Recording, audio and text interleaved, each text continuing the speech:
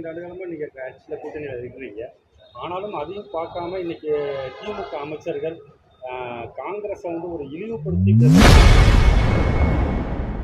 காங்கிரஸ் கட்சியை திமுக அமைச்சர்கள் இழிவுபடுத்தி வருவது குறித்து செய்தியாளர் எழுப்பிய கேள்விக்கு காங்கிரஸ் எம்பி ஜோதிமணி பதிலளித்துள்ளார். நிலைப்பாட்டை அனைத்து அரசியல் கட்சிகளும் இந்த தேர்தலை எடுக்கணும் நான் நினைக்கிறேன். விஜய் வந்து சொல்லியிருக்காரு, சமநீதியை பயன்படுத்துவோம், ஆட்சியிலும் பங்கு அதிகாரத்திலும் பங்கு.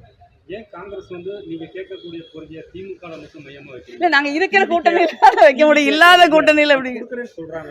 இல்ல, கூட்டணின்னு ஒண்ணு இருக்கு, 22 வருஷமா கூட்டணி இருக்கு. It's has its own ups and downs. அப்படி இருக்கிறப்போ இருக்கிற ஒரு கூட்டணியில பேசுறதுங்கிறது முறையானதுன்னு எங்க கட்சியில நினைக்கிறாங்க. சோ அதை பேசிக்கிட்டு இருக்காங்க. பேசுனதுக்கு அப்புறம் உங்களுக்கு சொல்லுவாங்க. ஏன் கவலைப்படுறீங்க?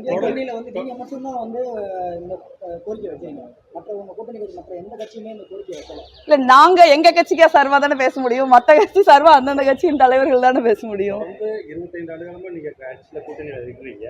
ஆனாலும் அதையும் பார்க்காம இன்னைக்கு திமுக அமைச்சர்கள் காங்கிரஸை வந்து ஒரு இழிவுபடுத்தி பேசக்கூடிய. இல்ல, எங்களை பொறுத்த வரைக்கும் வந்து எங்க கட்சியினுடைய கண்ணியத்தையும் மரியாதையும் நாங்க காப்பாத்திக்கல தெளிவா இருக்கோம்.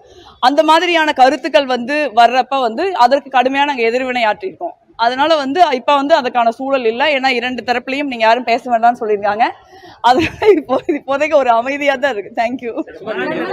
இந்த மாதிரி கருத்துக்கள் வர்றப்ப எம்பிக்களோ எம்எல்ஏக்களோ தான் கருத்து தெரிவிக்கிறாங்க.